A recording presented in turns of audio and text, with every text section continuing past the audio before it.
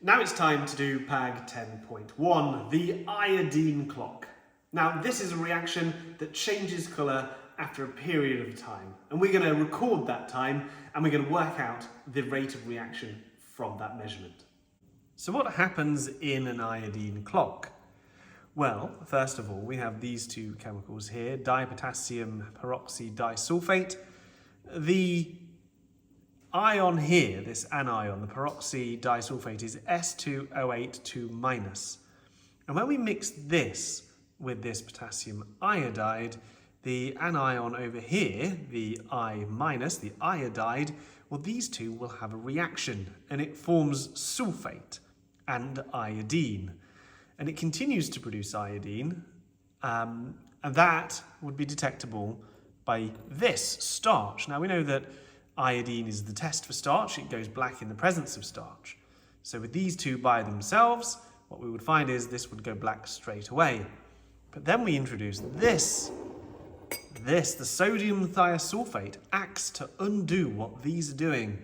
So long as the sodium thiosulfate is around, they turn the iodine back into iodide, and it continues to do so until all of this is used up.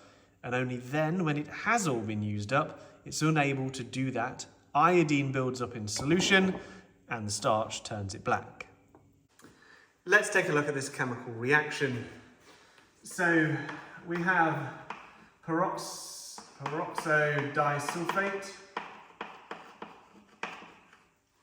which is S2O8 AQ, and we add that to the iodide ions and we get sulfate ions. That should be AQ, that should be AQ, plus iodine, which is in solution. And so this is sulfate. Now what happens is we have added thiosulfate to the mix, which is 2S2O3, adding that to the iodine gives S4O6 which would be tetrathionate,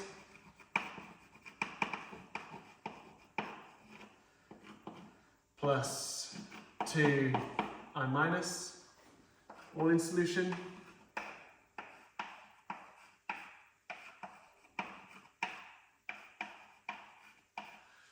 So you can see we have this production of iodine. We have this thing that is undoing that production and removing the iodine, and that will work so long as we have got thiosulfate ions to undergo this reaction here. As soon as the thiosulfate ions are spent and it's done, there will then be a build-up.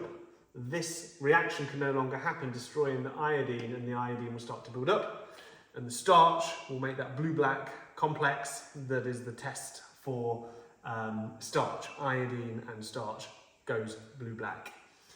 So we're going to time how long from the mixing of these ingredients it takes for the thiosulfate ions to be used up, and therefore that will be indicated by this positive starch iodine test right here. The quantities we're going to need are of the ratios 5, 2, 2 and 1. Now what we're going to investigate is the effect of altering the concentration of the potassium iodide. Here it's 1 molar.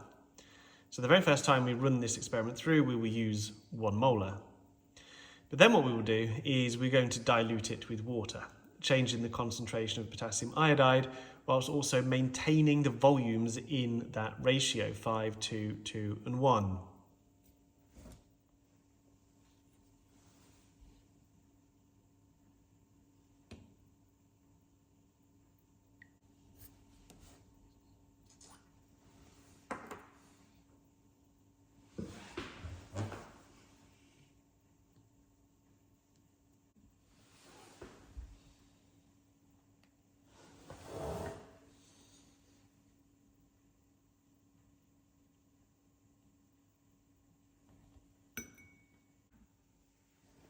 So what we're going to do is we're going to pour these 4 chemicals in the ratio of 5, 2, 2 and 1 into this conical flask.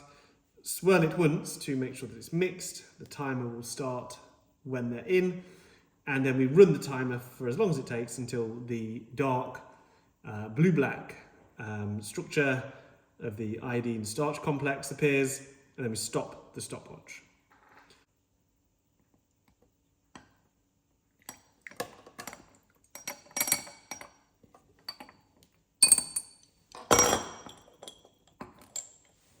Aha, here is the colour. It has emerged. 3, 2, 1, and now what I'm doing there is I could look for the obscuration of something underneath. So I could wait until the very first colour changes. I could look for that, or I could look for where a cross underneath is no longer visible.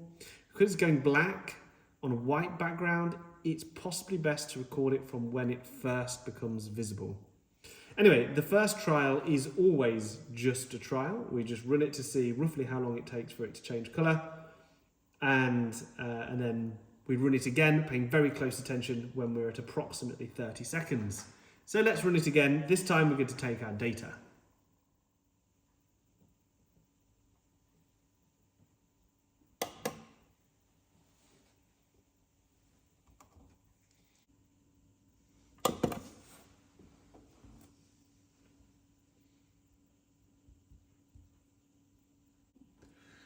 So you can see I've recorded 3 sets of results for 1 mole per decimeter cubed. Now what I'm going to do is I'm going to dilute it. So I'm going to put 4 centimeters cubed to 1 centimeters cubed to make it 0.8 moles per decimeter cubed. So how I'm going to do that in practice is, well, I'm going to put some water, distilled water into here. And what I'm going to do is I'm going to put 1 ml in here of the water.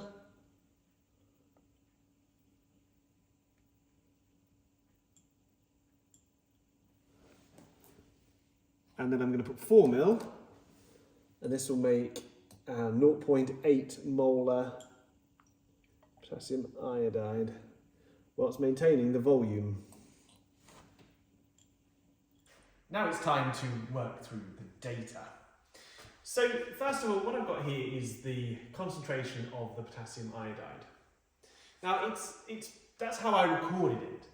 But remember that this was basically 5 centimeters cubed of potassium iodide to 0 water.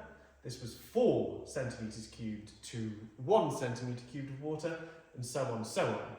What is a more useful measure is not what the concentration of the potassium iodide was, but what the concentration of the potassium iodide would be within the whole 10 centimeters cubed solution. Now bear in mind that this was 5 centimeters cubed in a 10 centimeter cubed mixture. It would mean that the entire mixture is basically the 5 divided by the 10. So we get 0.5 as the concentration of the iodide ions. And here, the 4 centimeters cubed of the potassium iodide in the 10 centimeters cubed gives 0.4. And so on, we get 0.3, 0.2 and 0.1. We've also got our times recorded there. And one of the things I could do is I could average over the 3 results, but because of things like this one that I think was an outlier, I identified it when we were doing the experiment. I did 3 more trials after that because I thought something was wrong. I'm going to keep them as individuals, not going to average them yet, because sometimes you only really notice if something is an outlier when you plot it on the graph. Now with the rate, all I'm going to simply do is just do 1 divided by these times, and then I'm going to put it in that column there, and I'll see you back here in 2 minutes. So here we have them, and you can see that they range from a larger rate down to a smaller rate as it became more diluted as we expected. Now if we plotted a graph of the concentration against the rate, with the concentration on the x-axis, rate on the y-axis, If it was a straight line, then we could determine that the order of this reaction was to the order 1.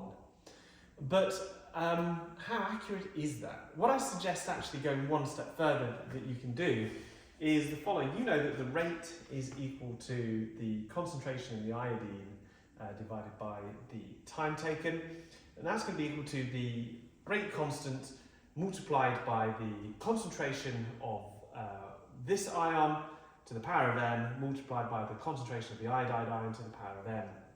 Now, as it happens, if you take the natural log of this, you get natural log of the rate is equal to natural log of the rate constant plus n times the natural log of the concentration of this ion plus n times the natural log of the concentration of the iodide ion. Now, because both lnk and this is the same in this reaction, then this whole part becomes a constant. What we get is ln of the rate is equal to n multiplied by ln to the concentration of the iodide plus the constants that are made up by everything else. So this means if we plot a graph of ln rate against ln concentration, with this on the y and that on the x, the gradient will tell us the power to which the iodide affects the reaction. So basically, if it was a straight line, n should be to the power 1, but we don't really know it for sure when we get this value out. So I'm going to go ahead and I'm going to work out what the natural log of this value is. And I'm going to put it here, and put the natural log of these values, and I'm going to put it here, and then I'm going to draw it on a graph, determine the gradient, and work out exactly to what order the rate of this reaction is dependent on the concentration of the iodide ions. Right, so here we have it. We're going to plot a graph with ln, the concentration of the iodide ions on the x-axis and the ln of the rate on the y-axis. So I'm going to do this on my blackboard. You, of course, should do this on some graphical software. So I've plotted all my data, and it's time to draw a line of best fit. Now, one of the things that we may consider is if we look at this, we could draw a line that goes through these data points that misses this final one here. But I'm disinclined to miss this one off because I know that this was measured over a very long time interval, and for that reason, any uncertainty is quite small relative to the length of that time interval. It's more likely that this one is more accurate, and these ones that happen very quickly are less accurate. So I don't want to miss this last data point. So I'm going to go, basically, I think, like this through the data, which prioritizes this point and these others. This one here is ever so slightly out, but it's okay. And so that, I think, is my line of best fit through this data. Maybe you would disagree with me, but it is slightly subjective nonetheless. We're now going to draw a gradient triangle on this. So we're going to draw, and here's the tip, use 2 points. 2 points that are well known and fall on your line. So this lowest point of the first measurement and the highest point of the last measurement. We're going to go between those 2 points. So I'm going to draw vertical downwards to, it's about 6.4, so it's right here somewhere. So straight down, get it, there we go. And we're going to draw across from that point there, as flat as we can do it. Obviously, you do this on paper. Now, what are these points? We're going to draw them onto our graph. So in the form of coordinates in x and y, this has a coordinate, and we'll put it down here because there's not much space. So it's x coordinate, so this was the lowest of the first 3. So it was the minus 3.68, it's 0.693, minus 0.693 in x, and in y it was minus 3.68, minus 3.68, no, 3.868, sorry, 3.868. So that's that point up there. Now this point down here, the highest of the last three, so its x coordinate was minus 2.303, 2.303, and its y coordinate, so it was the one that was the least negative, so 6.407 minus 6.407. Now, of course, the gradient is equal to y2 minus y1 over x2 minus x1. And so it's important to have the higher number minus the lower number in order to get the minus sign the right way round. So you don't, this is a positive gradient, it should be a positive number overall. So the higher number of y is this one here, so minus 3.868 minus negative the lower number, which was minus 6.407. We're going to divide that. Same principle applies here. So the higher number of x, which is this one, minus 0.693 minus the more negative value of x, which was minus 2.303. Now I'm going to work it out on my calculator, which I have here. And one of the things that I'm going to do is I'm going to do each line separately. I always do this. I think it enables you to spot where errors might have happened if you got it wrong. If you got a negative number when it was unexpected, you'll spot it here. So there we go, 2.539 divided by minus 0.693. Take away negative 2.303, 1.61. So our gradient, I'm actually expecting this to be equal approximately to 1, but it won't for various reasons. I've got it closer to 1.58. Okay, so slightly out, but things like the temperature of the room and uncontrolled things could have influenced this reaction. So now I've got this. Now I know the gradient of my graph. My gradient is actually equal to n, the power to which the iodide concentration is raised to in the rate equation for this. Let's take it back over there and we'll process the next step to see if we can identify all of the other missing variables in the rate equation. So looking at this formula here, we found the value of n, which we said was about equal to 1.58. Now, we could, if we'd varied the concentration of the other ion as well, had found how it was dependent on m. We didn't. We kept it the same. Now, by keeping it the same, we have m as an unknown and k as an unknown. So with the data that we've taken, we can't actually go on and write out with our working out what the full rate equation is. But imagine, for now, and they do give this on the sheet, that the rate equation for this reaction is that the rate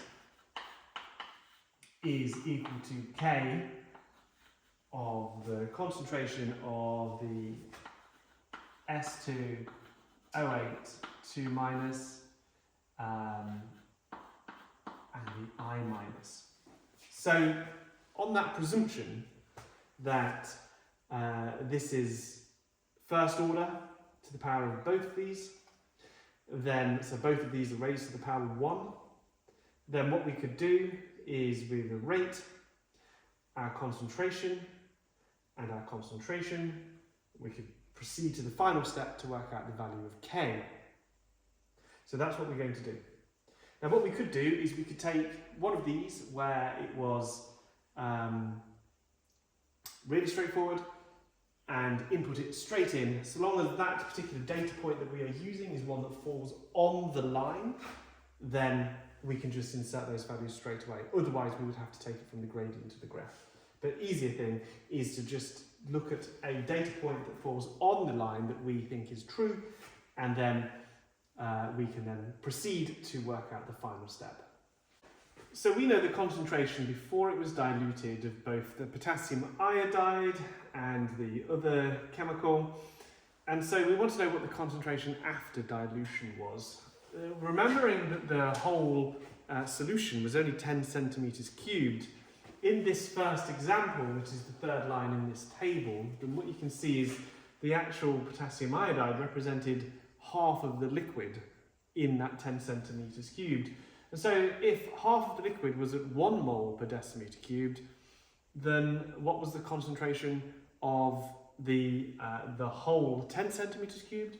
Well, you can see it is going to be half that. So the concentration of the I minus is going to be half of 1, so 0.5 molar, which is exactly what we said it was over here, if you remember. So here we divided by 2 because this represented half of the volume. Here we're going to have to divide by 5 because this represents 1/5 of the volume. So 0.04 divided by 5, it gives it the concentration of the K2S2O8 was 0.008 mol. And so using the rate for this particular one, so the rate, that's the one that we think was on our line, so we're most happy about this particular measurement, 255.